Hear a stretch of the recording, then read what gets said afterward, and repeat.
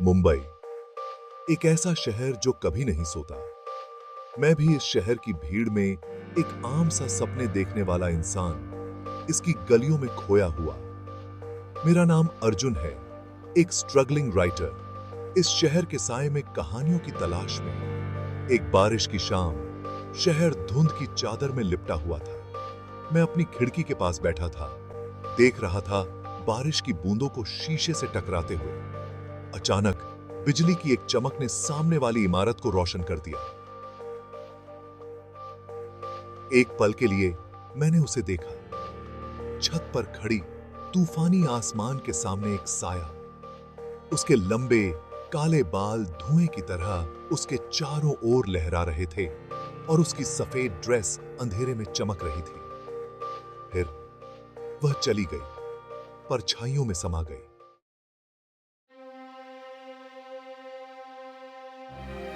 अगले दिन मैं उसे ढूंढने की चाहत को रोक नहीं सका। मैं सड़कों पर घूमता रहा, मेरी निगाहें हर बालकनी और छत पर टिकी हुई थी। दिन हफ्तों में बदल गए और मेरा जुनून बढ़ता गया। एक शाम जब मैं एक भीड़ भरे बाजार से गुजर रहा था तो मेरा दिल धड़क गया। वो रही इतने सारे लोगों के बीच। वह पुरानी किताबें बेचने वाली एक दुकान पर किताबें देख रही थी। अपनी सारी हिम्मत जुटाकर मैं उसके पास गया। एक्सक्यूज मी, मैंने हकलाते हुए कहा। वह मुड़ी, उसकी आंखें रात की तरह गहरी और गहरी मेरी आंखों से मिली। जी? उसने पूछा। उसकी आवाज धीमी और मधुर थी। मैंने आपको उस रात देखा था, मैं आखिरकार बोला। तूफान के दौरान। तूफान में अजनबियों को मिलाने की आदत होती है, उसने कहा। मैं अर्जुन हूं, मैंने अपना हाथ बढ़ाते हुए कहा। माया, उसने जवाब दिया। उसके स्पर्श ने मेरे अंदर बिजली का झटका भेज दिया और इस तरह हमारी अनोखी मुलाकात शुरू हुई। मुंबई की भीड़ में एक अचानक हुई मुलाकात। अनोखी मुलाकात।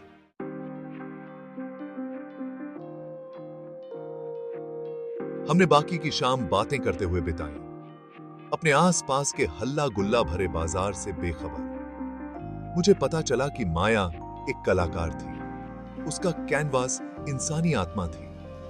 हमने किताबों के बारे में बात की, हमारा एक जैसा पैशन। उसे क्लासिक्स पसंद थे, वो कहानियां जो पीढ़ी दर पीढ़ी चलती आ रही थी। मैं डार्क और रहस्यमय चीजों की तरफ आकर्षित था। तुम क्या लिख रही हो? उसने पूछा। एक कहानी, मैंने आखिरकार कहा। एक प्रेम कहानी। मुझे इसके बारे में बताओ, उसने आग्रह किया। और इसलिए मैंने बताया। ये कहा।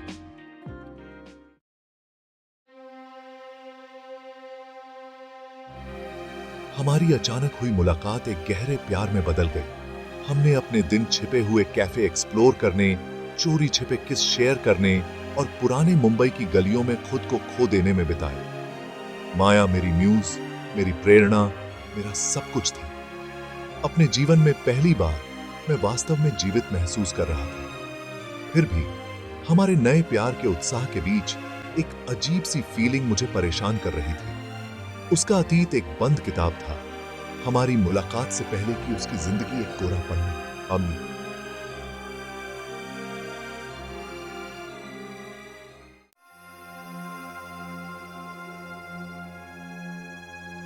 एक शाम जब हम एक चांदनी रात में पार्क में टहल रहे थे तो हवा में एक भूतिया धुन तैरती हुई आई। यह एक उदास धुन थी जिसे बांसुरी पर बजाया जा रहा था, सुंदर और डरावनी दोनों ही। माया अपने ट्रैक में रुक गई, उसका शरीर अकड़ गया। क्या तुम्हें यह सुनाई दे रहा है? वह फुसफुसाई। यह गाना है। कौन सा गाना?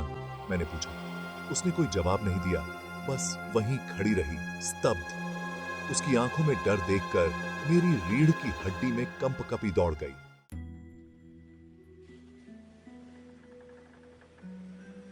पार्क वाली घटना ने हमारे रिश्ते पर एक साया डाल दिया। मैं इस एहसास को झटक नहीं पा रहा था कि माया मुझसे कुछ छिपा रही है। नींद एक दूर की कौड़ी बन गई।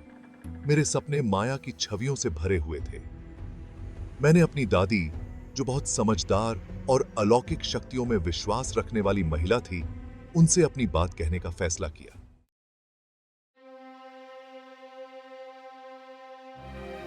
कुछ कहानियां ऐसी होती हैं, वह बोली, जिन्हें दबा देना ही बेहतर होता है। तुम्हारा क्या मतलब है नानी? मैंने पूछा। माया क्या छिपा रही है? मेरे बच्चे, इस दुनिया में कुछ चीजें ऐसी होती हैं जिन्हें हम समझ नहीं सकते। जिस लड़की से तुम प्यार करते हो, वह वो नहीं है जो वह दिखती है। डर ने मेरे दिल को जकड़ लिया। मुझे बताओ नानी, प्लीज, मुझे जानने की जरूरत है। माया इस दुनिया से एक प्राचीन श्राप से बंधी हुई है, एक प्रेम कहानी का दुखद अंत। मेरा खून ठंडा पड़ गया। माया मेरी जिंदगी का प्यार श्रापित थी और मैं किसी तरह इसमें शामिल था।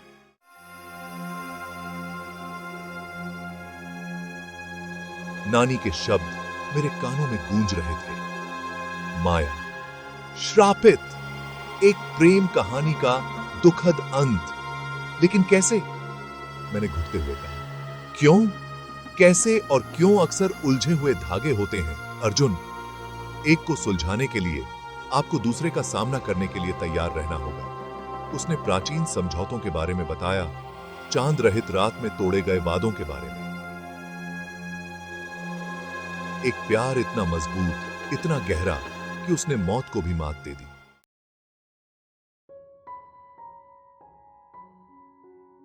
लॉकेट मेरी चाबी बन गया, जिसने माया के छिपे हुए इतिहास के टुकड़ों को खोल दिया। सदियों पहले माया, या यूं कहें कि उसके पूर्वज, की शादी एक शक्तिशाली व्यक्ति से तय हुई थी। लेकिन उसका दिल किसी और के लिए था, एक साधारण संगीतकार के लिए।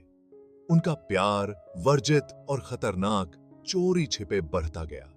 ईर्ष्यालु मंगेतर ने गुस्से में आकर उनके रहस्य का पता लगा लिया था।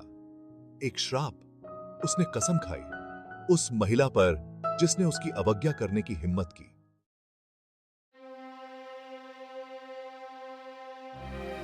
मेरी जिंदगी जैसी मैं जानता था टूट गई।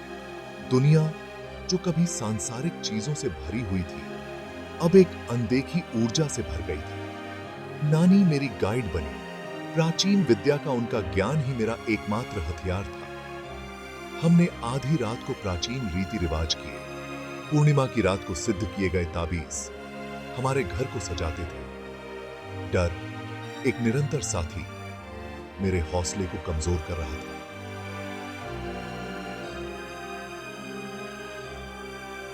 दिन छोटे होते गए। बारिश का मौसम मेरी आत्मा में उथल पुथल को दर्शा रहा था। माया, मेरी कोमल रहस्यमय माया दूर होती गई। वह मुझे घूरती रहती। उसकी आंखें एक ऐसे प्यार से भरी होती जिस पर एक प्राचीन दर्द छाया हुआ था। यह फिर से हो रहा है ना? वह फुसफुसाई। हम इससे लड़ेंगे माया, मैंने कसम खाई, साथ मिलकर।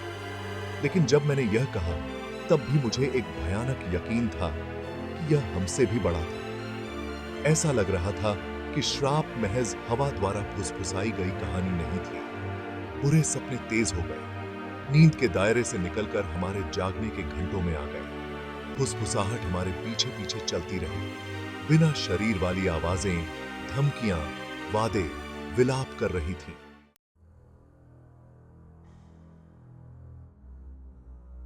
एक शाम, जब बाहर शहर अपनी रात की नींद की तैयारी कर रहा था, तो अकल्पनीय हुआ। हम एक साधारण सा खाना बना रहे थे। पागलपन के आगे सामान्य स्थिति में रहने की एक हताश कोशिश कर रहे थे। तभी चीखने की एक खून जमा देने वाली आवाज आई। यह माया थी। वह जमी हुई खड़ी थी। उसकी आंखें दहशत से फैली हुई थीं। मेरे कंधे के ठीक पीछे एक बिंदु को घूर रही थी। मैं घूम गया। मेरा दिल मेरी पसलियों से टकरा रहा था, लेकिन मुझे कुछ भी दिखाई नहीं दिया। माया, क्या हुआ? मेरी आवाज, जो घबराहट के कारण तेज थी, उसकी ट्रांस जैसी स्थिति को तोड़ते हुए बोली। वह मेरी ओर मुड़ी। उसका चेहरा सफेद पड़ा हुआ था। उसका हाथ उसके सीने पर था, जैसे दर्द हो रहा हो। वो यहां है। वह हांफने लगी। उसकी आवाज मुश्किल से फुसफुसाहट बनकर रह गई थी। उसने मुझे ढूंढ लिया है। बर्फीले डर की एक लहर मुझ पर छा गई। वह ईर्ष्यालु मंगेतर, इस सदियों पुराने श्राप का रचयिता, वह दायरे को पार कर चुका था। उसकी उपस्थिति एक ऐसी ठंड थी जो मेरी हड्डियों में गहराई तक समा गई थी। हवा भारी हो गई, एक ऐसी बुराई से भरी हुई जिसे मैं लगभग चख सकता था। परछाइयां अपनी जिंदगी के साथ नाच रही थीं, विकृत आकृतियों में बदल रही थीं, जो हमारे डर का मजाक उड़ाती हुई प्रतीत हो रही थीं।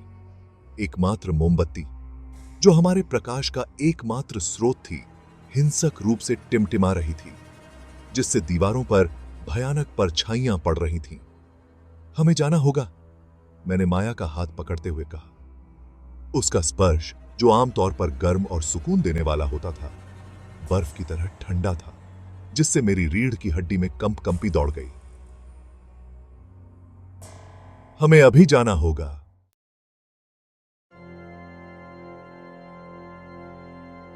दहशत ने मुझे जकड़ लिया। मैं माया को दरवाजे की ओर घसीटता हुआ ले गया।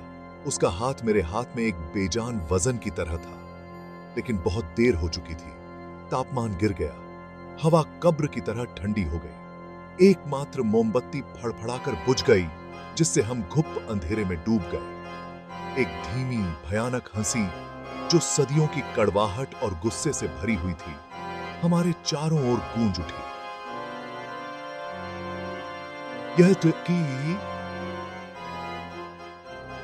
यह वही था। उसकी उपस्थिति अब एक हल्की ठंड नहीं, बल्कि एकदम घोंटने वाला भार थी, जो मेरे फेफड़ों से हवा निकाल रही थी। फिर से भाग रही हो मेरे प्यार? उसकी आवाज, एक ठंडी दुलार, दीवारों से फिसलती हुई प्रतीत हो रही थी। तुम मुझसे बच नहीं सकती, इस जीवन में नहीं। उनकी बुआसी का बेस, और न ही अगले जीवन में। दहशत, कच्ची और आदिम, मुझे अपनी चपेट में लेने की धमकी दे रही थी। लेकिन फिर मैंने माया की तरफ देखा। उसका चेहरा पीला और खींचा हुआ एक चुनौती का झिलमिलाहट लिए हुए था। उस महिला की एक चिंगारी, जिसे मैं प्यार करता था, अकल्पनीय डर के सामने भी चमक रही थी। उसे अकेला छोड़ दो, मैं चिल्लाया। मेरी आवाज कर्कश थी, लेकिन दृढ़ थी। यह तुम्हारे और मेरे बीच है। उसने कुछ गलत नहीं किया है। हंसी तेज हो गई। बहादुरी के मेरे व्यर्थ प्रयास का मजाक उड़ा रही थी। मूर्ख प्राणी, आवाज गूंज उठी। हमारा जैसा प्यार जन्मों को पार कर जाता है। वह मुझसे बंधी हुई है। उसकी आत्मा पर मेरी मुहर लगी हुई है। एक ठंडे अनदेखे हाथ ने मेरी कलाई को जकड़ लिया। इसकी पकड़ चाक की तरह मजबूत थी। मैं दर्द से चिल्लाया, लेकिन माया का हाथ छोड़ने से इनकार कर दिया। डर और निराशा के इस चक्रवाती भंवर में वह मेरा एकमात्र सहारा थी। अचानक माया आगे बढ़ी। उसकी ठुड्डी ऊपर उठी हुई थी।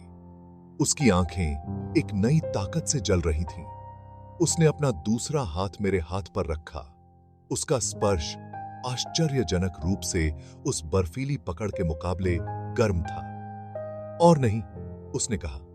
उसकी आवाज एक ऐसी शक्ति के साथ गूंज रही थी जिसे मैंने पहले कभी नहीं सुना था। यह यहीं खत्म होता है, हमारा प्यार, तुम्हारी नफरत, यह सब। उसने अपनी आंखें बंद कर ली और मंत्र जपना शुरू कर दिया। उसकी आवाज पहले धीमी थी, फिर एक क्रेसेंडो में उठी। हवा ऊर्जा से चटकने लगी। उसके फैले हुए हाथ से एक अंधाधुंध रोशनी निकल रही थी। छायादार आकृति। उसकी अचानक अवज्ञा से एक पल के लिए स्तब्ध, गुस्से में दहाड़ उठी। मैंने हमले के लिए खुद को तैयार कर लिया, लेकिन यह कभी नहीं आया। इसके बजाय एक अंधाधुंध चमक थी, एक गर्जना जिसने रात को 2 हिस्सों में बांट दिया। जब मैं फिर से देख सका तो कमरा खाली था।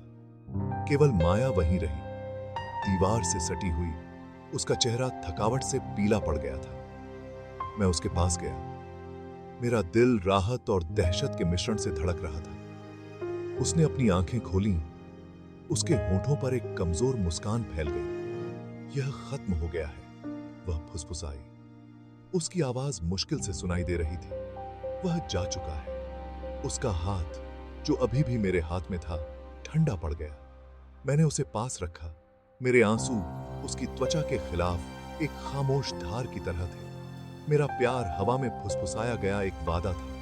लेकिन कभी-कभी चांदनी रात में जब हवा मुंबई की गलियों से होकर गुजरती है, तो मुझे उसकी आवाज सुनाई देती है।